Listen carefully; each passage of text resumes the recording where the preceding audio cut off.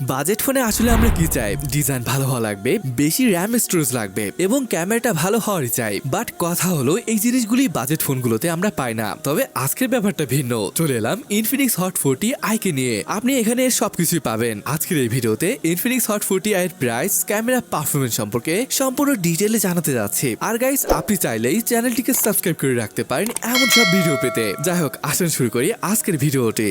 Design এমনই যে দেখে মনে হবে কোনো ফ্ল্যাগশিপ লেভেলের ফোন। ক্যামেরা মডেল দেখেছেন, চারপাশে ডার্ক ব্লু বর্ডার এবং ব্যাক প্যানেলের কালার কম্বিনেশনে অসম লাগছে। কিন্তু এর ফ্রেমটি প্লাস্টিকের, বাট দেখলে মনে হবে হয়তো মেটাল ব্যবহার করা হয়েছে। পিছনে স্টারফল প্যাটার্ন ইউজ করেছে, মানে আলো পড়লে গ্রেডিয়েন্ট কালার দেখা যায়। এখানে ক্যামেরা মডেলটিতে কোয়াড এলইডি ফ্ল্যাশ লাইট রয়েছে। দেখতে আসলে কতটা ভালো লাগছে, তাই না? যাই হোক, ফোনটির ওয়েট 189 গ্রামের মতো। বড় ফোন হলেও খুব একটা ভারী না। বাইরের ফিচার গুলো নিয়ে বললে 3.5mm jack, mic, type C port, সাথে রয়েছে স্পিকার গ্রিল। রাইট হ্যান্ড সাইডে পাওয়ার অন অফ বাটন এবং ভলিউম রকার। আর হ্যাঁ, এখানকার পাওয়ার বাটনটি ফিঙ্গারপ্রিন্ট সেন্সর হিসেবে কাজ করবে। লেফট হ্যান্ড সাইডে সিম কার্ড ট্রেটিকে দেখতে পাবেন। আর এখানে দুইটা ন্যানো সিম কার্ডের সাথে ডেডিকেটেড এসডি কার্ড স্লটও পেয়ে যাচ্ছেন। ওভারঅল ফোনটি দেখতে কেমন লাগলো সেটা অবশ্যই কমেন্ট করে জানাতে ভুলবেন না। অলরাইট, বাইরে কি আছে তা তো দেখেছি, এখন আসুন ডিসপ্লে নিয়ে কথা বলি। এই ফোনটিতে পেয়ে যাচ্ছেন 6.6 ইঞ্চির HD plus IPS LCD display, সাথে পাচ্ছেন 90,000 রিফ্রেশ রেট, 5 ভোল্ট তো পাচ্ছেন, সাথে ম্যাজিক রিং এর সাপোর্টও পেয়ে যাবেন।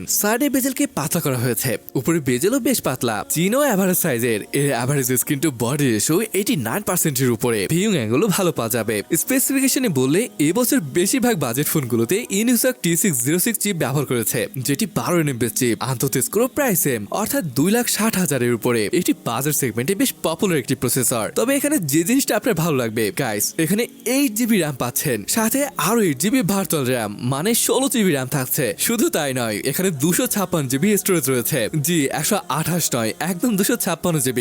LPDDR4X র্যাম টাইপ এবং UFS 2.2 স্টোরেজ রয়েছে। So that is good. 5000 milliampere ব্যাটারির সাথে পাচ্ছেন 18 ওয়াটের চার্জিং। মোটামুটি দিনভর আরামসে চলে যাবে। পারফরমেন্স নিয়ে বললে লো টু মিডিয়াম সেটিংসে খেলতে পারবেন। আর র্যাম বেশি হয়, ব্যাকগ্রাউন্ডে 10-15টা অ্যাপ আরামসে রাখতে পারবেন। ওএস নিয়ে বলে এখানে XOS 13 বেজ অন অ্যান্ড্রয়েড 13 রয়েছে। হ্যাঁ, এখানে একটা কথা বলতেই হচ্ছে, যদিও এটা বাজেট ফোন, তারপরেও এখানে out of the box Android 14 থাকাটা দরকার ছিল বলে মনে করি। আপডেটের ব্যাপারেও খুব বেশি তথ্য জানতে পারিনি। তবে ভালো ব্যাপার হলো থার্ড পার্টি অ্যাপ খুব বেশি চোখে পড়বে না। এছাড়া এখানে রিভার্স ওয়ার্ড চার্জিং এর সুবিধা পেয়ে যাবেন। সেন্সর নিয়ে বললে ফিঙ্গারপ্রিন্ট, ফেস আনলক সবই রয়েছে, আর এগুলো ভালোভাবেই কাজ করে। কানেক্টিভিটি নিয়ে বললে ডুয়েল 4G ভোল্টি, ব্লুটুথ 5.0 এবং ওয়াইফাই 5 এর সাপোর্ট পেয়ে যাবেন। দেখুন, বড় ডিসপ্লে, তাছাড়া ভিডিও ভিউইং অ্যাঙ্গেলও ভালো ছিল। বটম ফায়ারিং স্পিকার রয়েছে, তবে এখানে ডিটিএস সাউন্ডের সাপোর্ট রয়েছে। হ্যাঁ, আইপিএস ডিসপ্লে, তাই বেশি দামি ফোনের সাথে কম্পেয়ার তো করতে পারবেন না। তবে দাম হিসাবে আমি বলবো ঠিকঠাকই আছে। আমরা দেখেছি ফোনটির ডিজাইন কেমন ছিল, স্টোরেজ কেমন ছিল।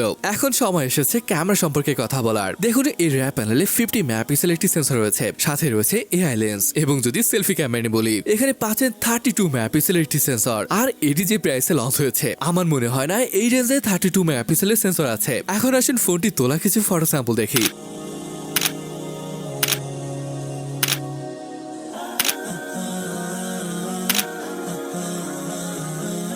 দেখুন, আমার মনে হয় এই প্রাইস রেঞ্জে আপনি ডিসেন্ট ফটো পেয়ে যাবেন। ক্যামেরা ফিচার্সও রয়েছে ভরপুর। Short, video, photo, portrait, super night মোডও পেয়ে যাচ্ছেন এই ফোনে। আল্ট্রা এইচডি, এয়ার শট সহ আরো বেশ কিছু ফিচার পেয়ে যাবেন এখানে। আরো একটা ব্যাপার, পিছনে তো কোয়াড এলইডি ফ্ল্যাশ লাইট রয়েছে, সামনেও ডুয়েল এলইডি ফ্ল্যাশ লাইট পাচ্ছেন, যেটা একদম অন্ধকার পরিবেশে ভালোভাবে ফটো নিতে হেল্প করবে। এখানে দারুণ কিছু কালার রয়েছে, এই যেমন ব্লু, গোল্ড, ব্ল্যাক এবং গ্রিন। ফোনটির প্রাইস পড়বে 8,999 রুপি, যেটা কনভার্ট করলে দাঁড়াবে 12,000 টাকা। তবে আমার মনে হয় দেশে আসার পর 13 থেকে 14,000 টাকা পড়ে যাবে। যাই হোক, এই প্রাইসে যেমন ডিজাইন, যেমন স্টোরেজ, তেমনি ক্যামেরা। যাদের ডিজাইন, স্টোরেজ এবং বিশেষ করে সেলফি ক্যামেরাটি বেশি দরকার হবে, তাদের জন্য এই ফোনটি বেস্ট হতে পারে। যাই হোক গাইস, এই পর্যন্ত ছিল আজকের ভিডিওটি। কেমন লাগলো সেটা কমেন্ট করে অবশ্যই জানাবেন। আর আজকের ভিডিওটি এখানে শেষ করছি, দেখা হবে পরের ভিডিওতে।